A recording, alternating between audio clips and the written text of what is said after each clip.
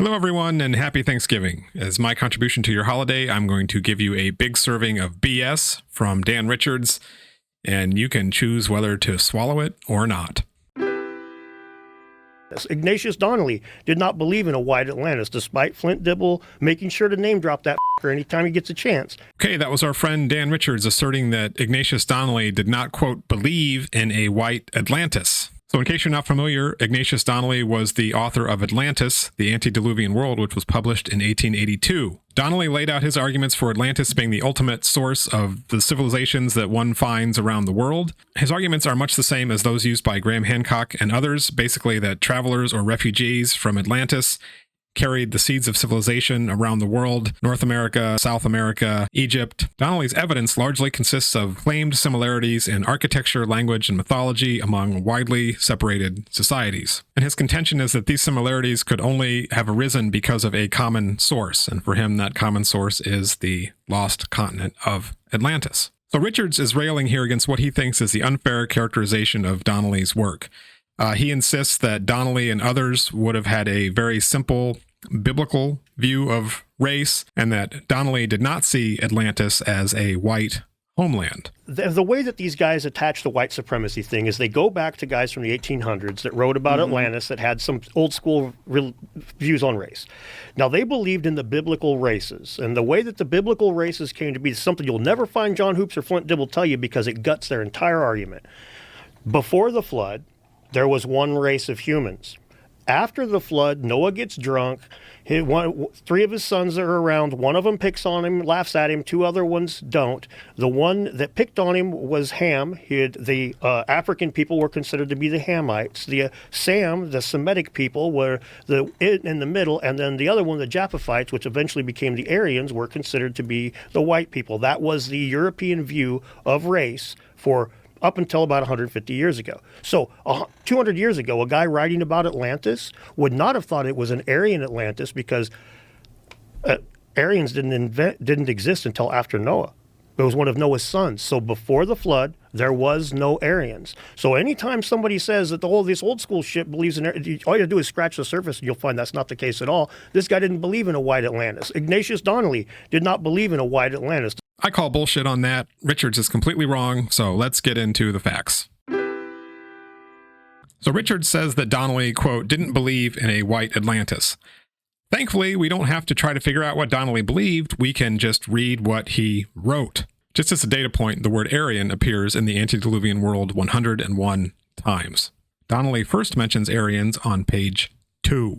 Atlantis was the original seat of the Aryan or Indo-European family of nations, as well as the Semitic peoples and possibly also of the Turanian races.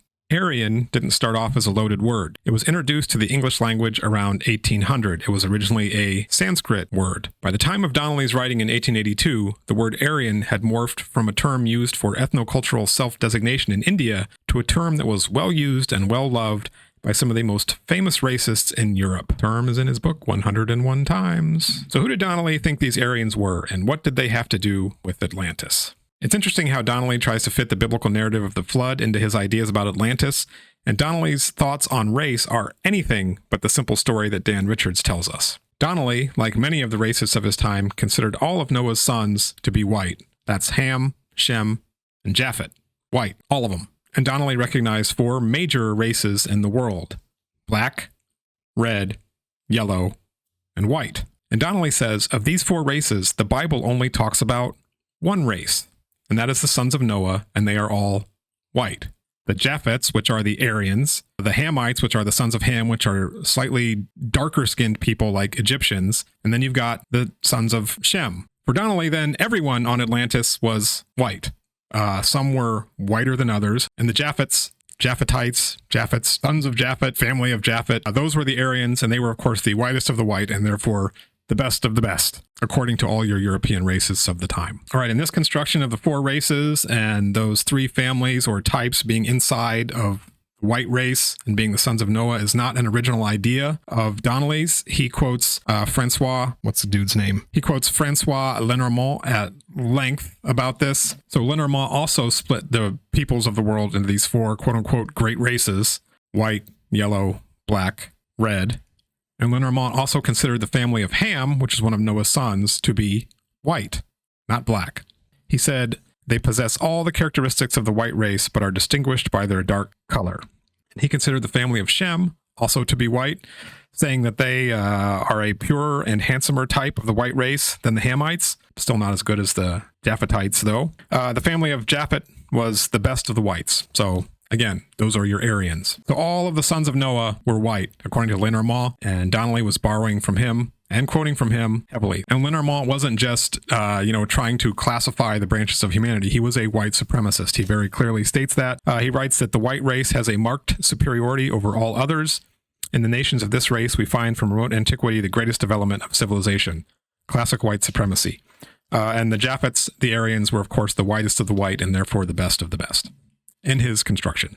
And where was Francois Lenormand getting his ideas? Well, in the chapter on race, he cites Arthur de Gobineau and his famous treatise, an essay on the inequality of the human races. This is, of course, a very, very famous racist treatise published in 1855, probably among the most influential racist works of the 1800s. Now, de Gobineau did see the connection between the peoples of the world and the biblical races a little bit differently. He did classify Ham as black rather than white, but Shem and Japhet were white people.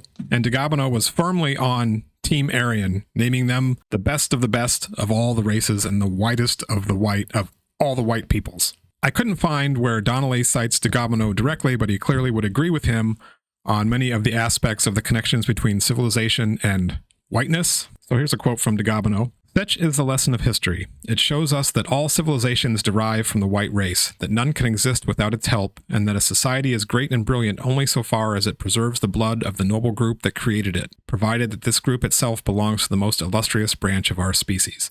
That's just like one click above something that Donnelly would have written, the connection between race and civilization. And again, the word Aryan is used interchangeably with Atlantean throughout Atlantis, the antediluvian world. There is no doubting the connection that he is making there between white people, Atlantis, civilization.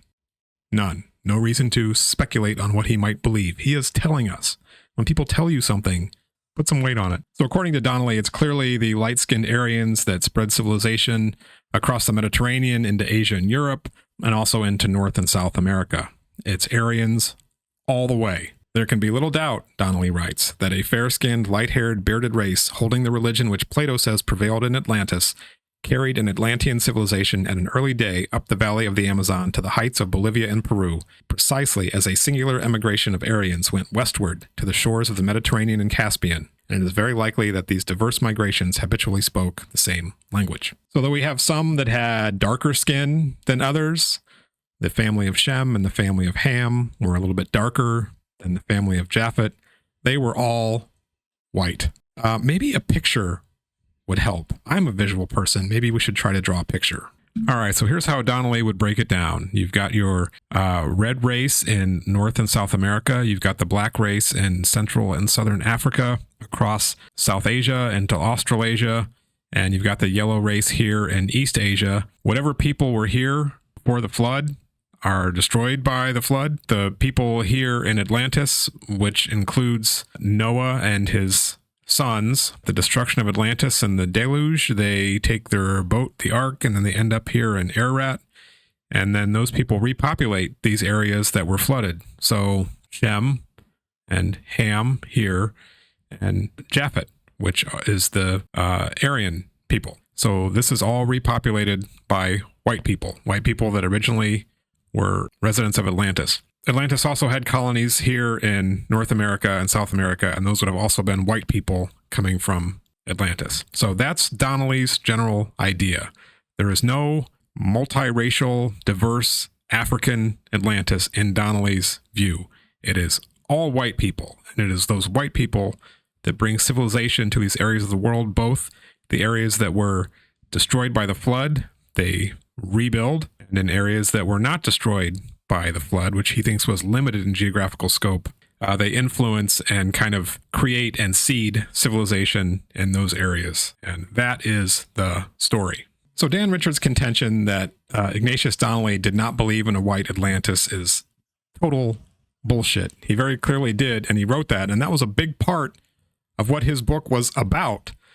So if you want to take your Sunday school version of what you think people in the mid-1800s thought about race, not even intellectually curious enough to dig in and read it for yourself, then I don't know how to help you. But that statement is clearly bullshit. Ignatius Donnelly did not believe in a white Atlantis. Bullshit, bullshit, bullshit. So who is this guy? I don't even know. So my impression of Dan Richards is that he wants to present himself as somebody who is reasonable to both sides, plays down the middle, and sticks to the facts, and is very analytical. He doesn't strike me as somebody who is sincere and actually wants to have a conversation. He strikes me as somebody who is a little bit angry, who has a chip on his shoulder, somebody who takes things very personally. I'm not great at, well, I'm a pretty good judge of character, but I'm not going to wade into psychoanalysis because that's silly. He seems to have been successful in attracting an audience to himself, getting invited to do things, talking to people. So I guess if you're on YouTube, like if that's your deal, that's some measure of success. A lot of these guys, I think, though, just to be honest, they're falling into the trap of confusing popularity for honesty and insight and accuracy and expertise, and it's not the same thing. And that's Dan Richards. I gotta get my fingers up here. So that's Dan Richards, Graham Hancock, Joe Rogan. The guy's head is swollen like a Macy's Day Parade balloon at this point. Jimmy Corsetti, who has never met a true fact, as far as I can tell. So anyway, that's the pack that Dan is running in now. Pretty whiny, doesn't like to be challenged, apparently has a lot of time on his hands to make the same video over and over again. When you get a basic fact like this wrong, so there's no doubt that Atlantis, the antediluvian world, is the quote-unquote modern foundational text for Atlantis hunters. And as I said at the beginning, it's a blueprint for what Graham Hancock and a lot of these other guys do. It's the same lines of evidence. It's the same kind of rationale. If you can't be bothered to read that and to understand what Donnelly was actually saying, and if you just have a knee-jerk reaction that it's not fair to call it racist because it hurts my feelings or whatever, like it is. It's a racist document. And again, does that mean that everybody who's interested in Atlantis is a racist? No, of course not. But to say that Donnelly did not envision a white Atlantis is total bullcrap. I suggest reading it and doing a little bit of homework. If you can make an argument how I have misread or misrepresented the white supremacist use of the term Aryan in the late 1800s, including how Donnelly used it, then I would love to hear that argument. I think making a stupid, patently false statement like that is a throwaway laugh line, being so dismissive of the historical context because it doesn't make you feel good, I guess, is why you would do that. And you're in this echo chamber of people all telling you you're great. In terms of scholarship, though, D-.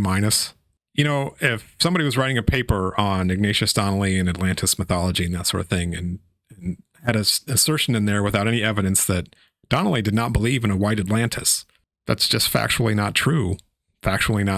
And doesn't get to any of the interesting discussions about what race meant during this time in world history and what it has to do with the present day. Just totally thrown out there. So that's the level of scholarship that we're generally dealing with Dan Richards. So that's my very quick profile of the bullshitter. Anyway, that's what I got for you today. Enjoy the rest of your holiday, everyone. Bye-bye.